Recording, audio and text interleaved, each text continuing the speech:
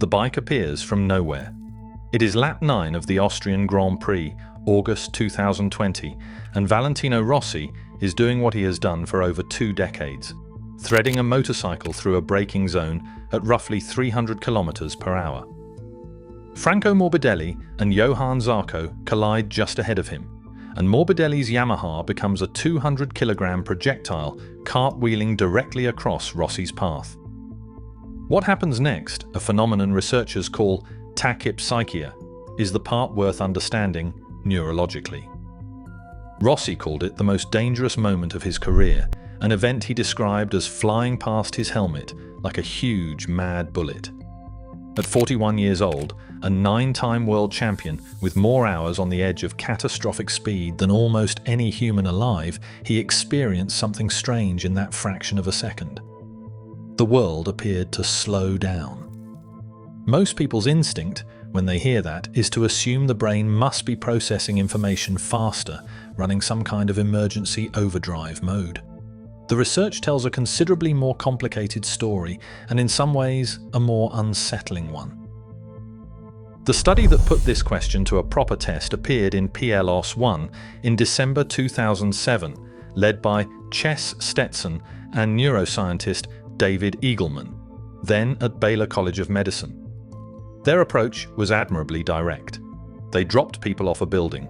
Volunteers fell 31 meters into a safety net, a free fall long enough to feel, objectively, terrifying. Each participant wore a device on their wrist, displaying numbers flickering too fast for normal perception to read, and the logic behind this was clean. If the brain genuinely accelerates its processing during danger, participants should be able to read those numbers. If time slowing is something else entirely, they won't be able to read anything. They couldn't read them. Not a single participant decoded the flickering display during the fall, which immediately challenged the popular explanation. And yet, when asked to estimate how long their own fall had lasted compared to watching someone else fall, every participant rated their experience as 36% longer.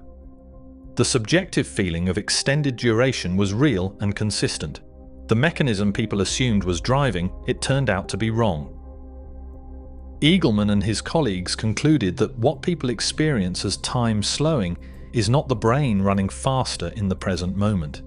Instead, it appears to be about how the brain remembers differently afterwards. In moments of intense threat, the amygdala, the brain structure most directly implicated in processing fear, triggers a surge of norepinephrine and other stress-related neurochemicals that cause memory systems to encode far richer, more detailed records of the experience, more frames per second in the footage, so to speak.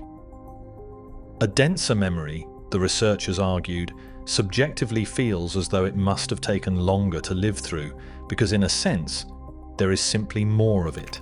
Which means Rossi's slow-motion experience almost certainly happened after the fact. In the fraction of a second the bike passed over him, his brain was doing something extraordinary with its memory encoding, and the perception of slowness arrived in the reconstruction of the event, not during the event itself. That is a strange thing to sit with. It has a parallel in a much more ordinary experience. You may have noticed, when glancing at a clock for the first time, that the second hand appears to freeze for a moment before resuming its tick, as though that first second lasted longer than it should. Researchers call this chronostasis, sometimes the stopped clock illusion, and it belongs to the same family of time perception distortions.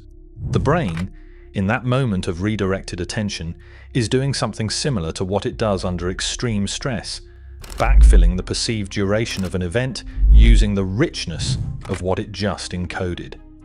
The same general mechanism at a far lower intensity. But here's the thing. The 2007 study may not have had the final word. A 2012 paper published in the Proceedings of the Royal Society B, led by Nobuhiro Hagura and co-authored by Patrick Haggard, looked at time perception during preparation for fast, ballistic movements. Participants preparing to execute a rapid reaching action showed enhanced detection of quickly presented letters and reported visual stimuli as lasting longer than they actually did.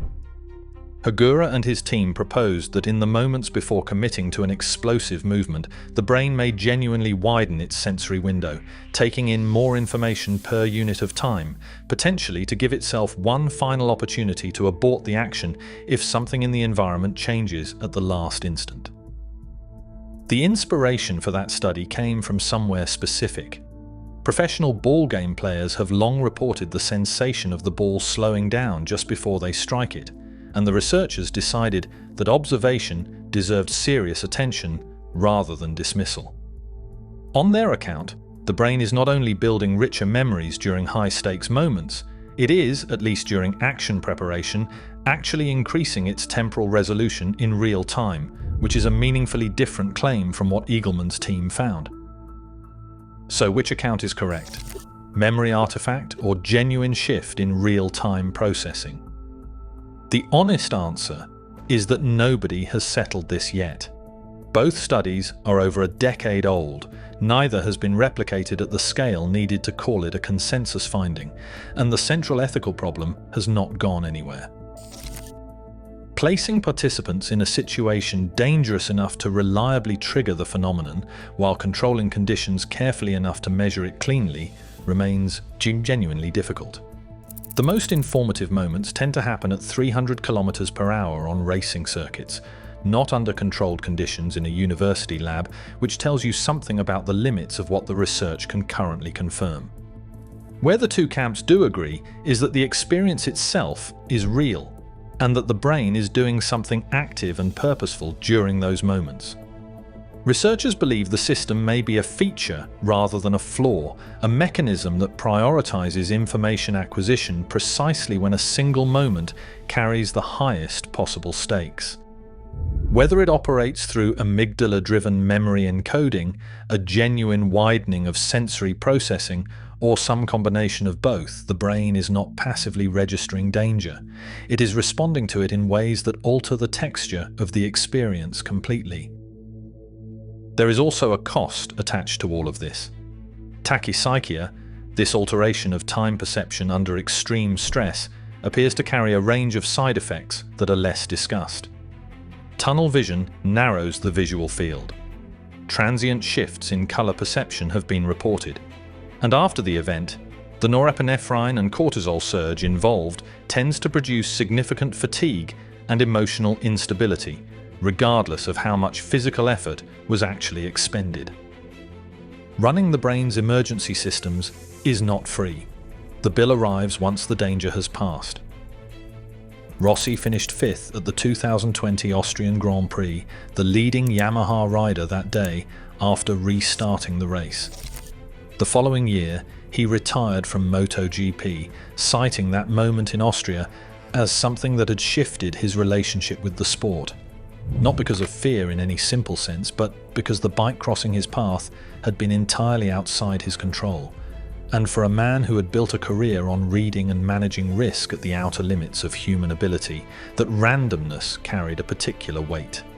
9 world titles across all classes, and the thing that moved him toward the exit was a moment he could not have influenced, predicted, or trained for. The brain can produce the experience of slowed time, or at least something that feels indistinguishable from it. What it cannot do is alter the physics of a cartwheeling motorcycle. That part remains geometry, timing, and fortune. If the gap between what people commonly believe about the brain and what the research actually demonstrates is the kind of territory that interests you, that is what this channel covers.